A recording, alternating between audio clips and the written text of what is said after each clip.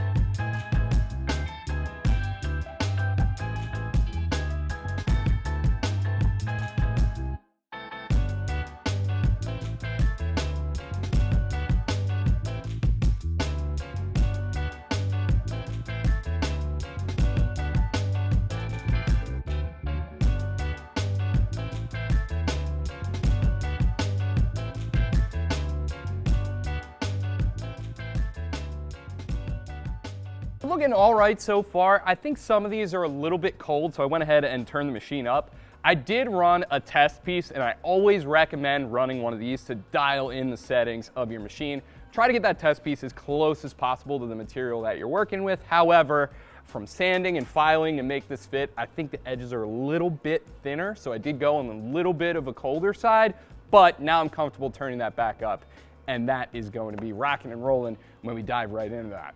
Now, one thing that is super common for new welders to do is turn the machine down to try to prevent blowing through. You don't want to do that. You just want to get in and out with a quick hot zap, and that is it. As the saying goes, welders need a hot rod to get good penetration. Ultimately, if you turn the machine down, you're going to have to move slower to get the heat you need for good penetration into the panel. And that scenario, in my experience, is when you find yourself blowing through a panel. So turn the machine up a little bit hotter than you would think. Quick hot zap, in and out, nice flat puddle. That's what you're looking for. So let's move down the row, keep going here, and get this thing fully welded in.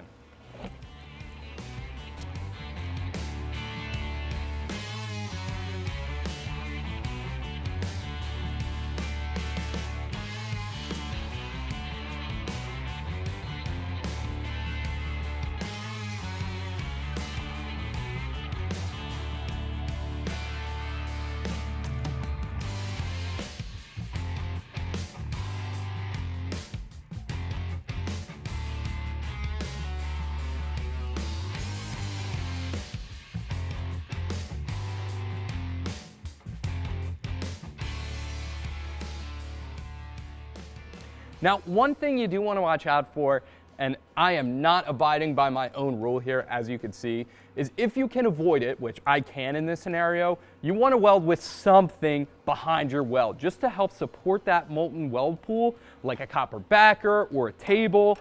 Either of those two things will also act as a little bit of a heat sink and take some of that heat out of your weld a little faster, but that's just a little bit of insurance to help avoid blowing through the metal.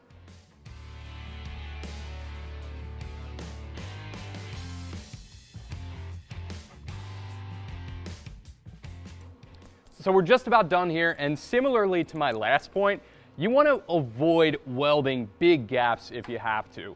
Whether you ground away too far to make your piece fit, which is what I did right here in this corner, no big deal. What we're gonna do is clamp this copper backer behind it, or let's say you're welding two pieces together and one warps away from the other one, which you could just dial that out with the clamp. You want to try to avoid that if possible. The old saying goes, if I could jump across it, I can weld it. While that is funny, it is nice to avoid that if you can. So let's get this clamped in place and finish up that corner.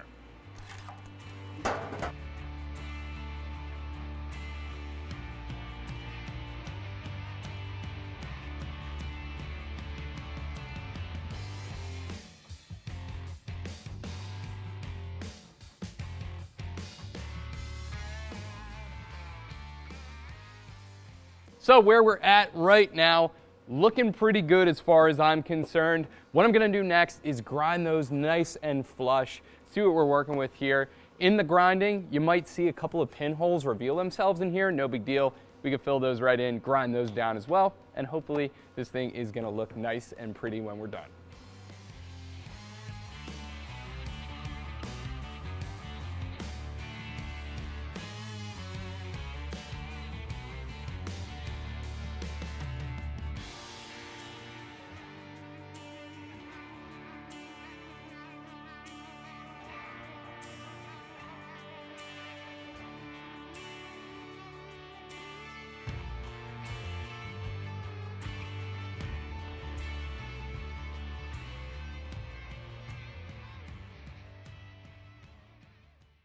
So after a little bit of work with the grinder, you can see right here that this is looking pretty good for what we did. Decent repair, not going anywhere. A little bit of body work and a little bit of body filler, and that'll be looking just fine. So now let's move on to the next common scenario here. I went ahead and made this fake rocker panel, and like you see on the bottom, this is going to have a couple of spot welds where a pinch weld would go together. Now with these, you do want those to be really quick, in and out, really fast, hot zaps so that they're flush with the surface and you get good penetration. Any inconsistencies in your setup, your settings, and your material will add up and give you an ugly weld, so everything needs to be dialed in perfectly, especially if you're trying to replicate some factory plug welds. So let's turn our machine back on, gear back up, and we'll get this thing welded up.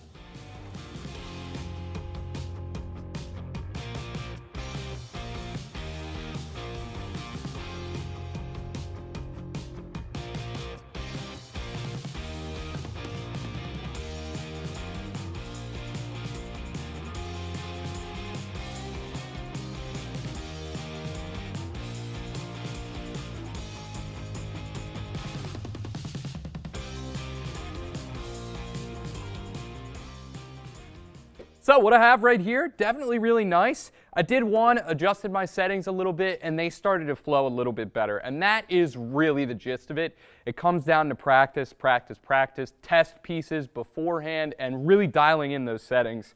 Once you have that done, MIG is just point and shoot. Now, a couple of other things you want to watch out for. Like I said, this needs to be super consistent to make them look like factory. Little balls on the end of your filler wire, that will really throw you off. It might seem small, but that little ball of wire takes just a little bit longer to get up to the right temp.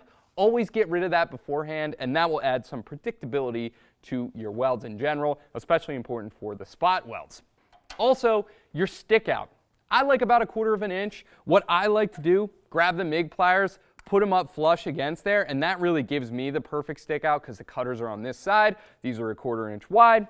That's how I like to do it. Really simple, but you want to stay hovering 1/4 inch away from your weld as you do it.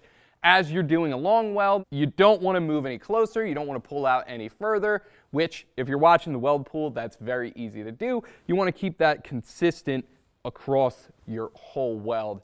And when you're doing these, again, that really adds up to be very important.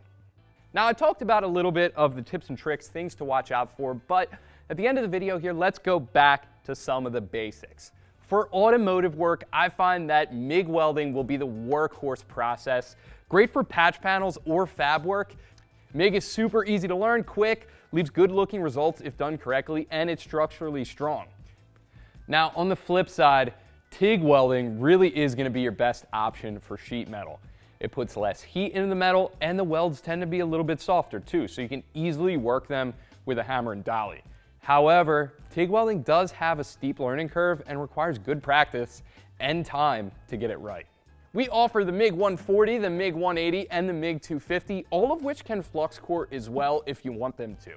Also, let's talk quickly about the gas. MIG uses an external shielding gas, flows out of the nozzle, obviously. We're working with steel mostly. Cars are made out of steel, so what you want to run most of the time is 75% argon, 25% CO2 mixture. It looks great, good penetration, minimizes spatter, and it's relatively inexpensive too.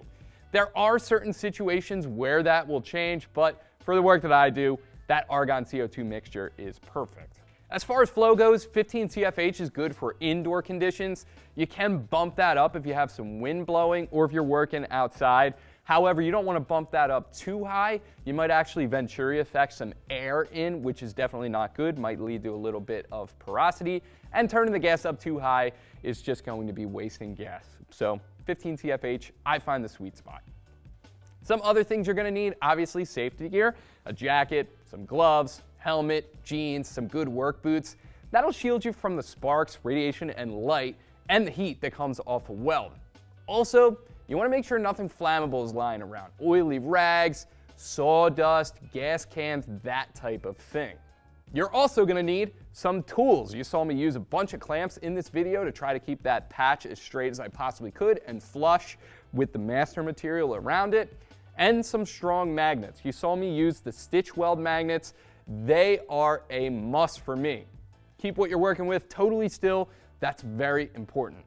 I also really like the MIG pliers. They manipulate hot metal, they clean off your nozzle, they work as a little tiny hammer with these on the side right here, and they're great to get your stick out to 1/4 inch, which I really like as well. Over here, you're gonna find the ground as well. That's also very important. Since I'm working with a clean bare metal table here, I just clamp right to it. It works just as well as grounding right to the part itself if everything is clean. It's also important to work with clean metal. So a grinder, a die grinder, that's going to be great for cleaning off surface rust, mill scale, whatever. It's also great for grinding down ugly welds when you're done, which, as they say, a grinder and paint will make a welder what he ain't. Press the button to subscribe to our YouTube channel. We're giving away a MIG 180 welder at 500,000 subscribers. Also, check out our channel as well. We have tons of great how-to videos out there for you to watch. We'll have the MIG 140 link below. And as always, thank you so much for watching. I'm JD. Make sure you keep it right here at Eastwood to do the job right.